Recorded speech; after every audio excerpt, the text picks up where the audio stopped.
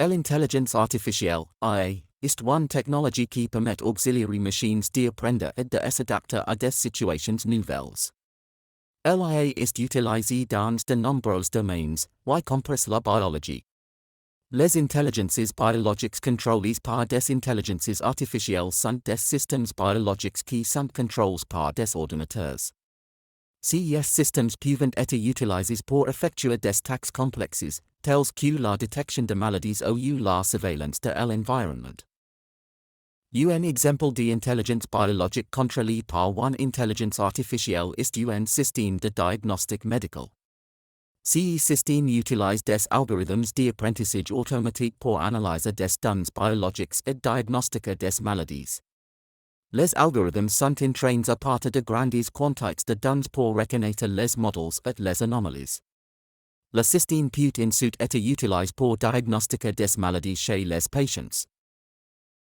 Un autre exemple d'intelligence biologique contrôlée par une intelligence artificielle est un système de surveillance environnementale.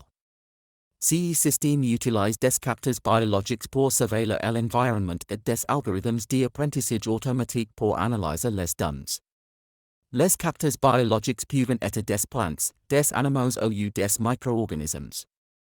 Les algorithmes sont entraînés à partir de grandes quantités de données pour reconnaître les modèles et les anomalies. Le système peut ensuite être utilisé pour surveiller l'environnement et détecter les changements. En conclusion, les intelligences biologiques contrôlées par des intelligences artificielles sont des systèmes biologiques qui sont contrôlés par des ordinateurs.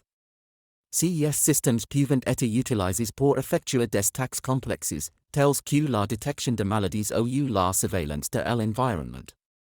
Les algorithmes d'apprentissage automatique sont utilisés pour analyser les données biologiques et diagnostiquer des maladies ou surveiller l'environnement. Cependant, Illinois est important de noter que ces systèmes ne remplacent pas les professionnels de la santé ou les scientifiques, mais plutôt qu'ils peuvent être utilisés pour les aider dans leur travail.